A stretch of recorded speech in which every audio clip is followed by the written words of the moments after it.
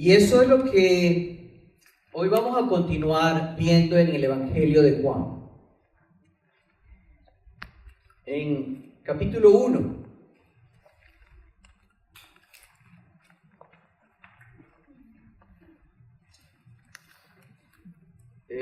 Vamos a leerlo del 35 al 51, hasta que termine el capítulo.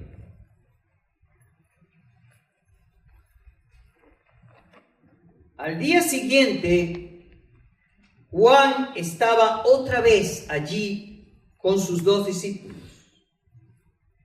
Al pasar Jesús, Juan lo miró y declaró: «Miren, ahí está el Cordero de Dios». Cuando los 2 discípulos de Juan lo oyeron, siguieron a Jesús. Jesús miró a su alrededor y vio que ellos lo seguían. «¿Qué quieren?», les preguntó. Ellos contestaron: «Rabí», que significa maestro, ¿dónde te hospedas? «Vengan y vean», les dijo. Era como las 4 de la tarde cuando lo acompañaron al lugar donde se hospedaba y se quedaron el resto del día con él. Andrés, hermano de Simón, era uno de estos hombres que al oír lo que Juan dijo, siguieron a Jesús. Andrés fue a buscar a su hermano Simón y le dijo: «Hemos encontrado al Mesías», que significa Cristo. Luego Andrés llevó a Simón para que conociera a Jesús. Jesús miró fijamente a Simón y le dijo: «Tu nombre es Simón, hijo de Juan, pero te llamarás Cefa», que significa Pedro. Al día siguiente, Jesús decidió ir a Galilea. Encontró a Felipe y le dijo: «Ven, sígueme».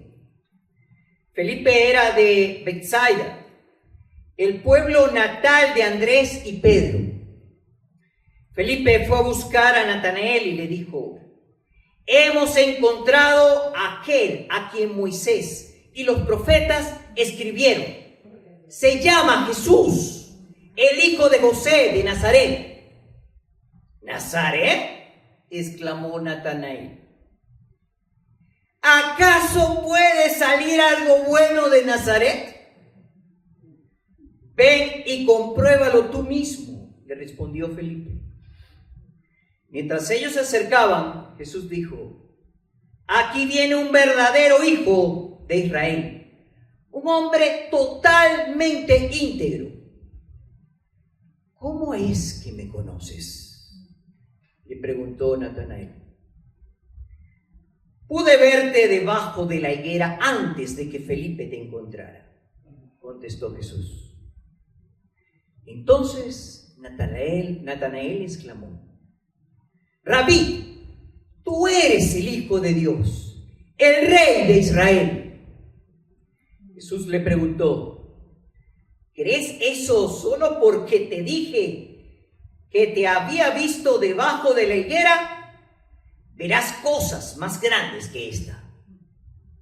Y agregó: «Les digo la verdad, todos ustedes verán el cielo abierto y a los ángeles de Dios subiendo y bajando sobre el Hijo del Hombre, quien es la escalera entre el cielo y la tierra». Amén. Dios bendiga tu palabra. Amén. Gracias, Señor, por permitirnos nuevamente escucharla libremente. Amén. Gracias, Señor, porque tenemos en nuestra iglesia varios espacios donde podemos reflexionar sobre ella. Bendice en este momento la disertación de ella en manos de este siervo inútil, pero permite que ella pueda hablar, que tu Santo Espíritu pueda fluir en cada uno de nosotros. Amén. Para escuchar con atención profundamente lo que tú quieres decirnos en comunidad. Y Señor, siempre desafíanos, porque somos misioneros tuyos. Desafíanos hacia tu obediencia Amén. cotidiana. En el nombre de Jesús. Amén. En la fecha del 28 de marzo de 1978, un niño de 14 años que la mamá para llevarlo a la misa tenía que prometerle que lo iba a llevar al Tropping Burger. Y era muy flojo para leer. Leyó a los 8 años. Sin embargo, su madre le explicó qué significa el Cordero de Dios que quita el pecado del mundo. Y se lo explicó en medio de una gran crisis familiar. Y se lo explicó en medio de una escena de esas que de Semana Santa, donde están las 3 cruces. Y le conmovió el hecho de que todos somos pecadores y todos tenemos derecho a morir. Pero Él en esa cruz murió por nosotros. La justicia de Dios se hizo efecto sobre Él. Y por eso es que Él exclamó: ¿por qué, Señor, me has abandonado? Porque Dios no podía contemplar la magnitud de la cantidad de pecados que caía sobre Él. Y ese niño, cuando le contaron eso, casi se pone a llorar. Después empieza a escuchar músicas evangélicas que hablan sobre lo mismo y dura hasta 2 o 3 horas llorando. Y después hay un cambio total. De ser un niño flojo para leer, siente un hambre profunda de escuchar su palabra y de leerla. Inmediatamente cuando comienza a escuchar de su palabra, quiere predicar el evangelio en su escuela. Y se lleva una Biblia para compartir su palabra con sus compañeros. Y empieza a buscar, porque ya este niño estaba dentro de un contexto católico, y empieza a buscar un lugar donde pueda también tener a otros que tengan su mismo sentir. Y empieza a buscar una iglesia evangélica. Bueno, hermanos, este niño soy yo. Este niño era yo hace 45 años. Y estos elementos son los elementos que identifican a un discípulo para siempre. Identifican la presencia del Espíritu Santo en cada creyente. Hambre de su palabra, deseo de comunicar su palabra, enseñarla, y no hacerlo como el llanero solitario, sino hacerlo en medio de una comunidad. Eso es precisamente lo que acabamos de leer en el Evangelio de Juan. ¿Qué ocurre primero? El Espíritu Santo utiliza un siervo de Dios para llamar a sus discípulos, porque el Señor siempre llama a sus discípulos. El Señor siempre llama a un equipo. Ninguno estamos llamados a trabajar por el Señor de manera individual. Siempre va a llamar un equipo que vive en comunidad. O sea, se preocupa unos por los otros, por eso ofrendamos.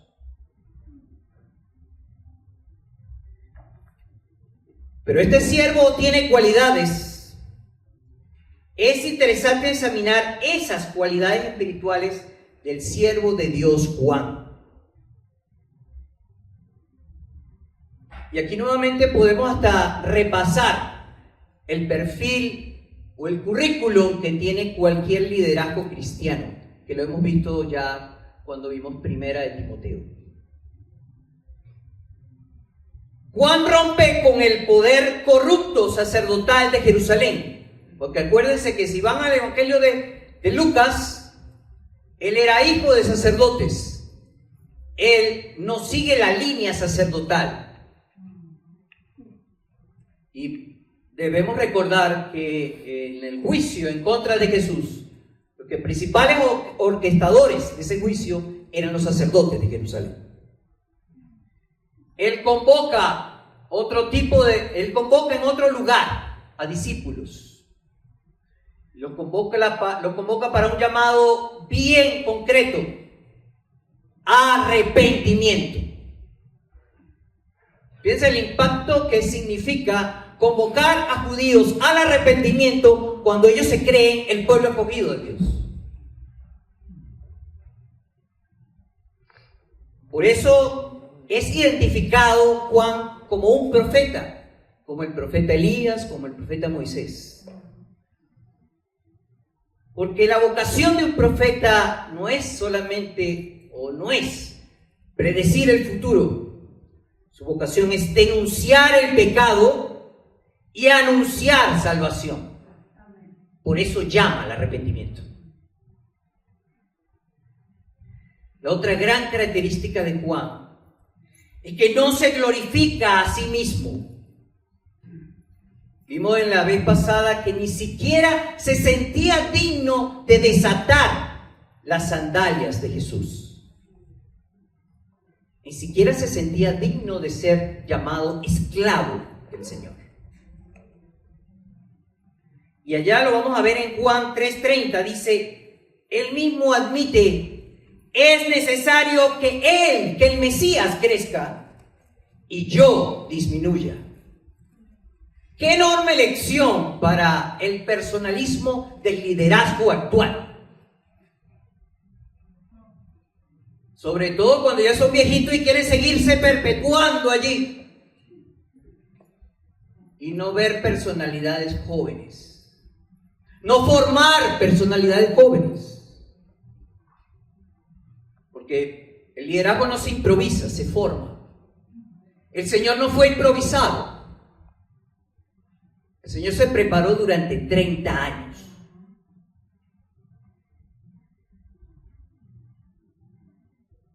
Y la figura de Juan también formó discípulos que preparó el discipulado que continuó con Jesucristo.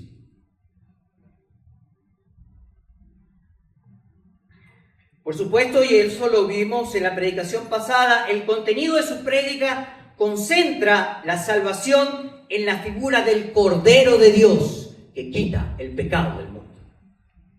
Siempre recuerdo cuando el sacerdote católico, he aquí el Cordero de Dios que quita el pecado del mundo. Y yo no entendí esa expresión. Mi madre fue la que me lo explicó, y eso que fui a primera comunión. Pero es importante que siempre tengamos vigente. Ahorita, en este momento, acabamos de recordar en la Santa Cena lo que significa el Cordero de Dios que quita el pecado del mundo. Esa sangre que derramó ese Cordero es la que nos permite entrar al lugar santísimo a constituirnos en sacerdotes del Dios Altísimo. Y les recuerdo cuál es la vocación sacerdotal. La vocación sacerdotal es siempre orar por los perdidos, interceder por la perdición y persuadir a los perdidos a llamarlos a salvación, que es nuestra función misionera. Por eso siempre eso tenemos que hacerlo en comunidad, porque es una preocupación continua por la comunidad de discípulos, pero a su vez es una preocupación continua por el mundo, porque el Señor amó al mundo. Como dice en Primera de Juan, no solamente vino para salvarnos a nosotros, sino para salvar a todo el mundo. Sabemos que no todos van a decir sí a nuestra convocatoria, pero eso no es nuestra responsabilidad. Nuestra responsabilidad es proclamar su palabra. ¿Y cuáles fueron los efectos de la prédica de Juan? Bueno, 2 de sus discípulos siguieron a Jesús. Fíjate que la cosa, a pesar de la predicación insistente de Juan, fueron 2 inicialmente. ¿Y cuál fue el efecto natural de seguir a Jesús? Me agrada como lo dice el propio Evangelio.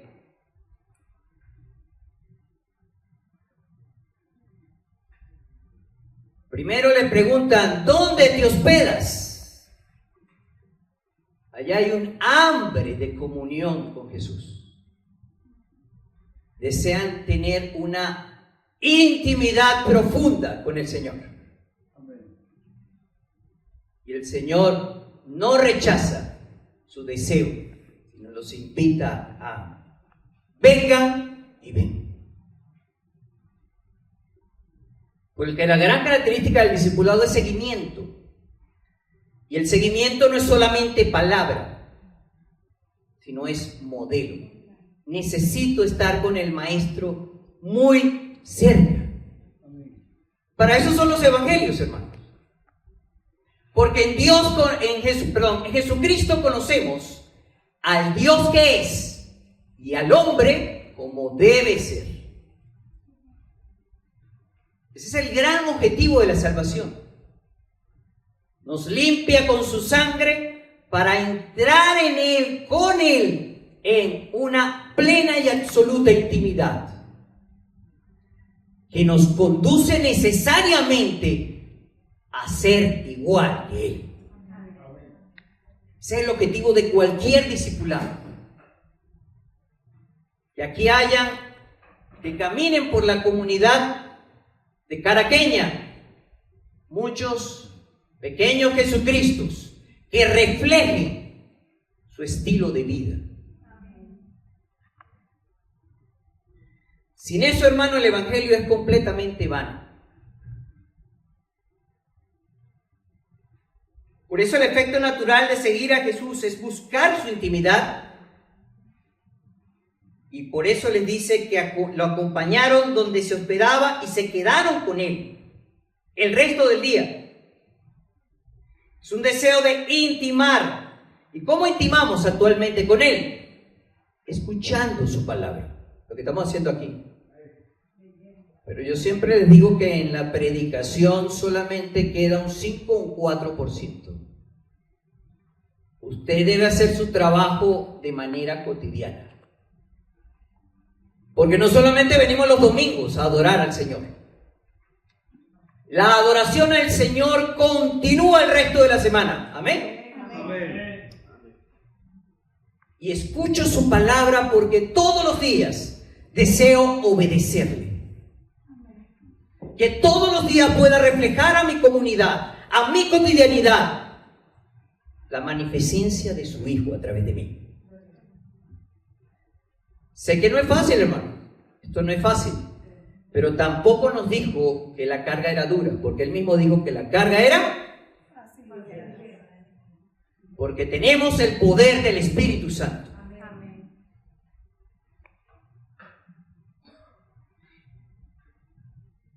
Y para eso fueron escritos estos evangelios. Y gracias al Señor estamos estudiándolo. Porque es importante conocer cómo es su práctica y cómo impactó al mundo, pero ahora nuestro desafío es que esa práctica continúe en el siglo XXI y produzca el mismo impacto que produjo Jesús en su comunidad, produzca el mismo impacto en sus discípulos dentro de su comunidad. Eso se llama contextualizar.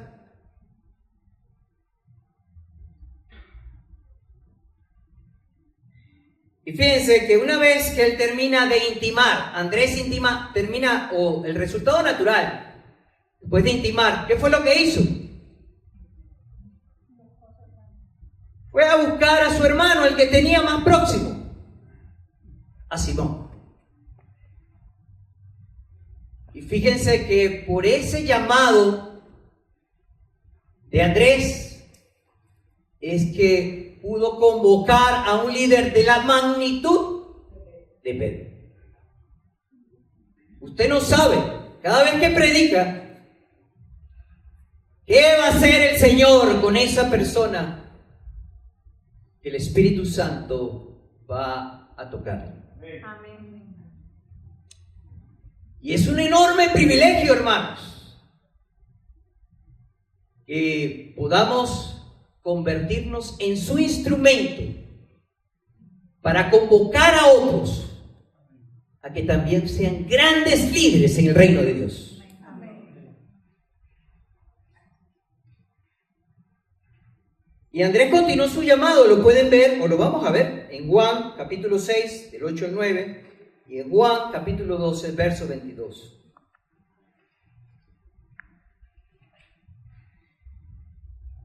Y lo que más me alegra, yo siempre como padre,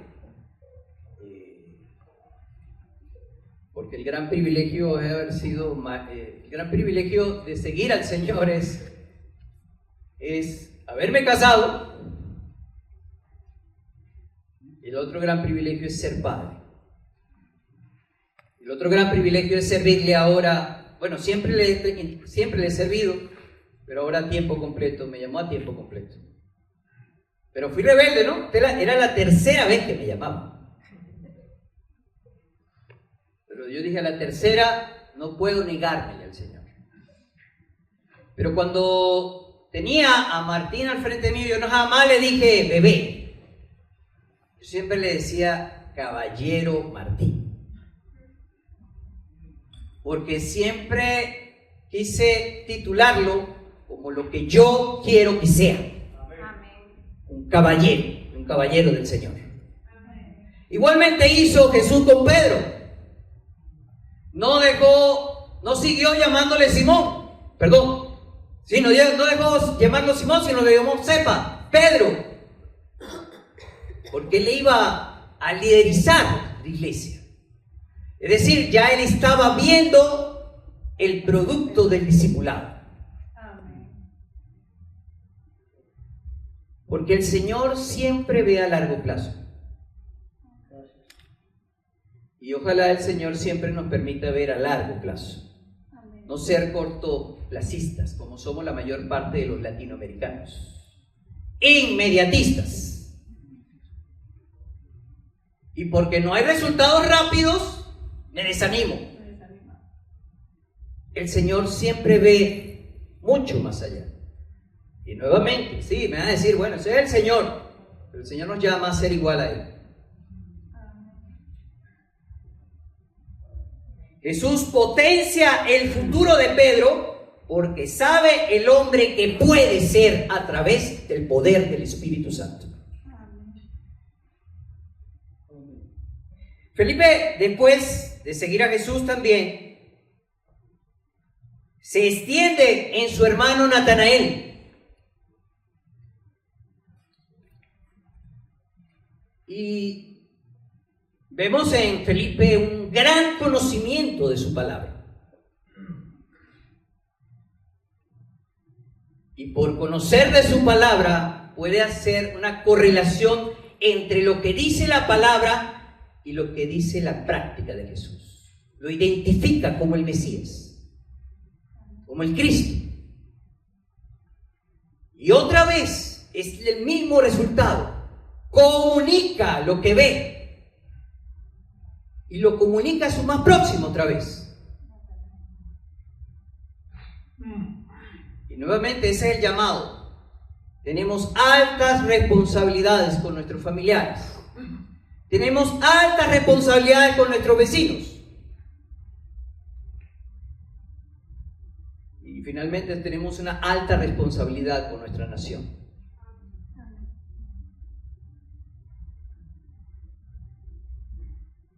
Y fíjense que el acercamiento hacia Él no fue fácil.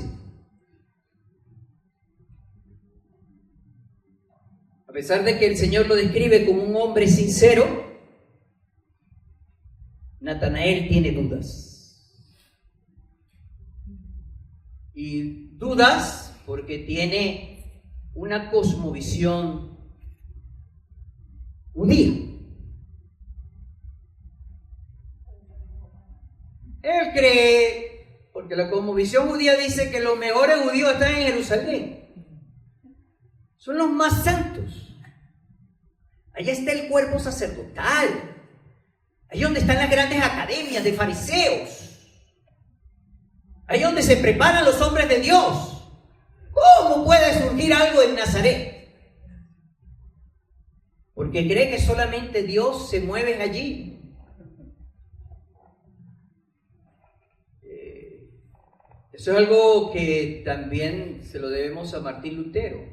La Iglesia Católica creía que solo Dios se movía en los grandes seminarios católicos, que el sacerdocio era para un grupo de escogidos y que la palabra era nada más para gente muy privilegiada, que solamente podía leer griego, latín y hebreo.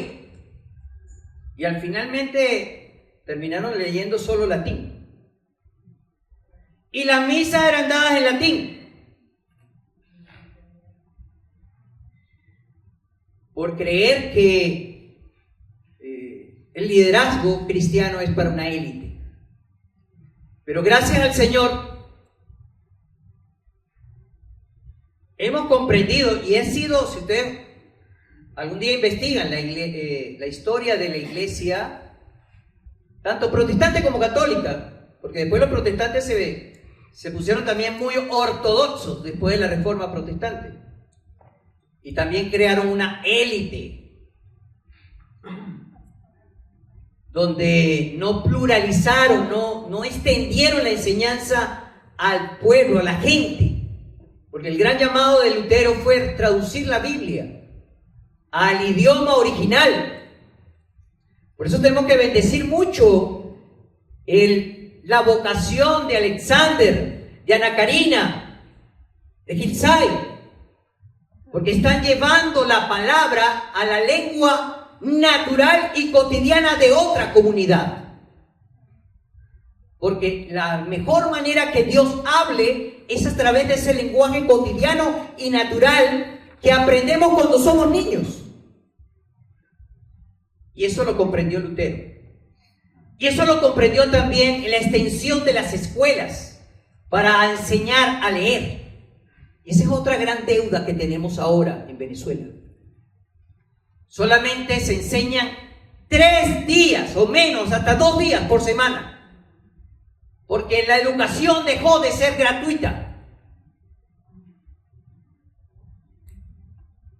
También debemos ofrendar al Señor enseñando a leer. Qué bueno que he visto algunas escuelas dominicales, sobre todo en los pueblos donde voy, debido al proyecto agroecológico, donde las maestras tienen que aprender a enseñar a leer la palabra a través de las lecciones bíblicas. Y ojalá también nos desafiamos no solamente a enseñar a leer, sino a enseñar matemáticas, enseñar a dividir, enseñar a sumar, a restar, porque eso también crea una generación que no maneja esas operaciones, crea una generación de vulnerables, de manipulados. En nosotros, en nuestra labor sacerdotal, es siempre multiplicar la educación.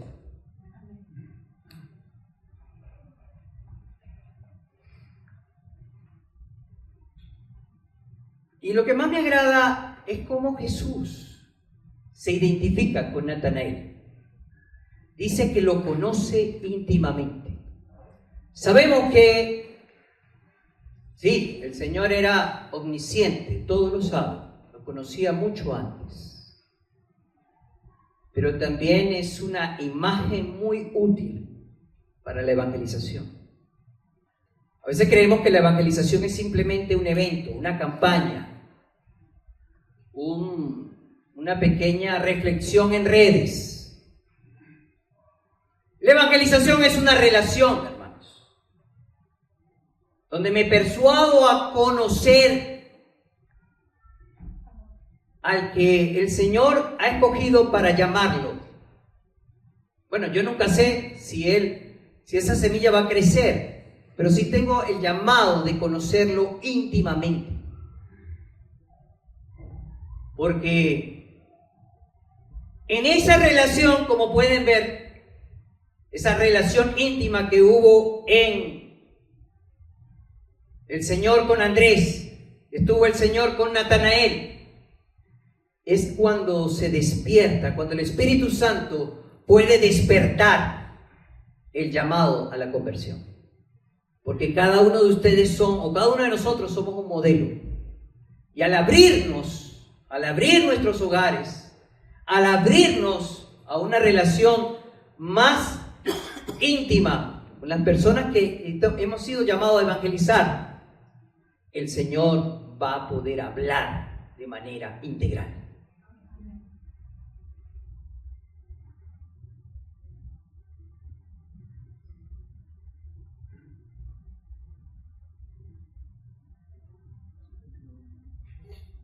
Finalmente, hermanos, a Natanael se le revela que Jesús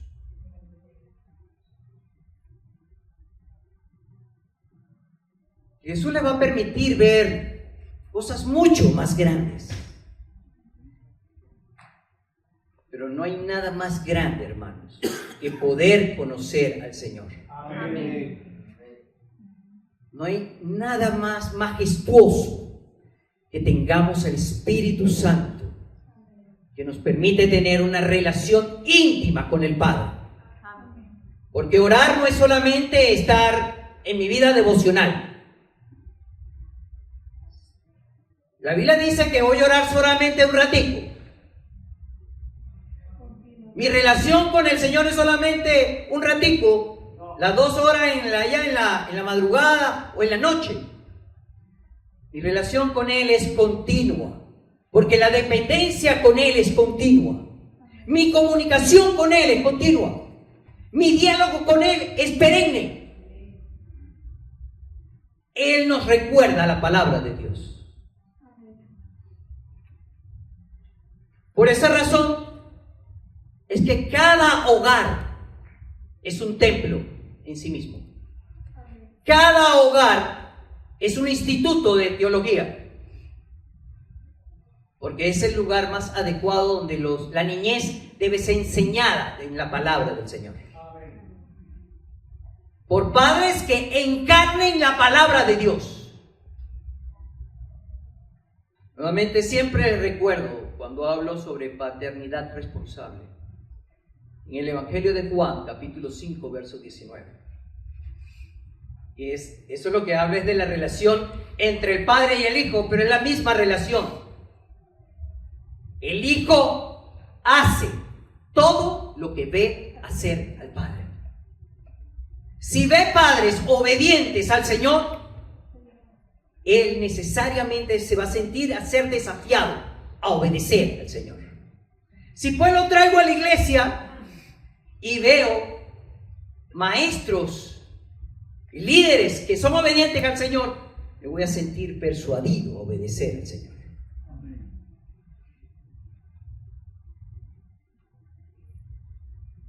Gracias al Señor, yo tuve el gran modelaje de un hogar que se llama Edmundo y Blanca, allá en Valencia.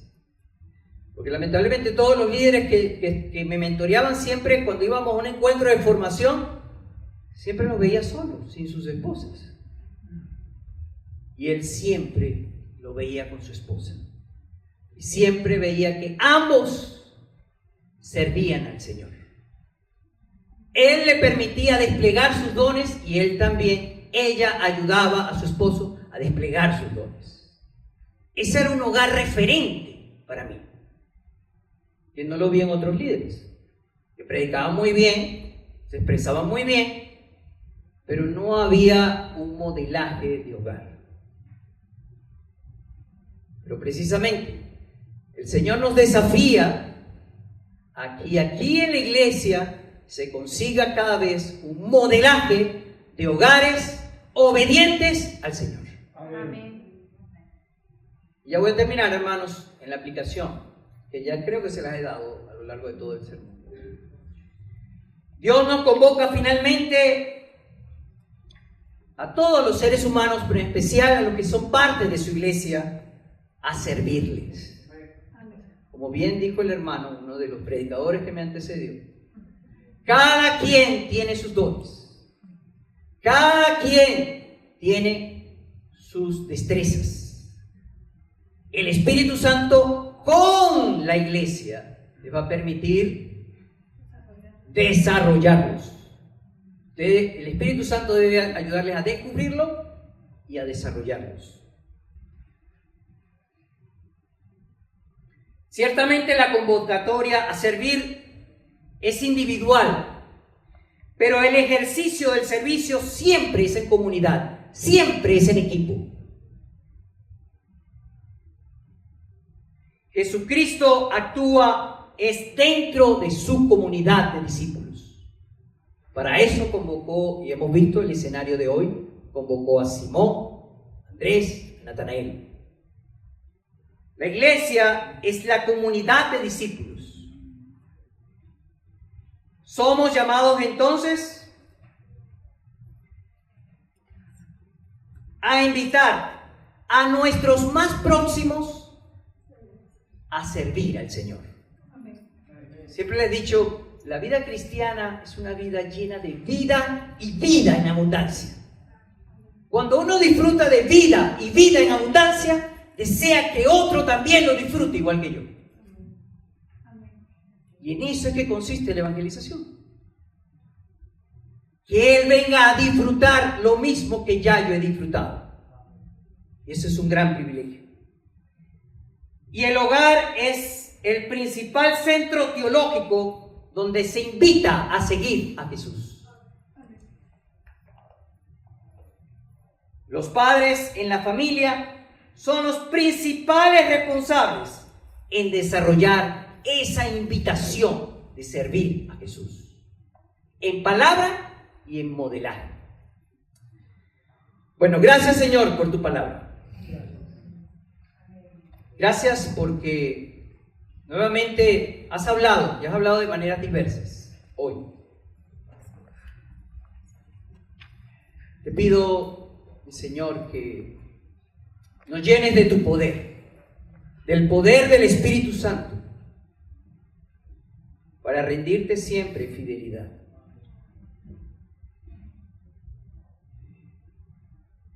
Ayúdanos a no dejarnos cautivar por el egoísmo natural de nuestra naturaleza carnal, sino invítanos, Señor, a desgastarnos por servirte. No hay privilegio más grande que gastar nuestra vida esclavizados a ti. Ayúdanos también a entender lo que significa la esclavitud, donde ya no vivo yo, sino vive Cristo en mí. Como decía Pablo, lo que vivo ahora, lo vivo en la fe del Hijo de Dios. Te lo pedimos, Padre, en el nombre de Cristo Jesús.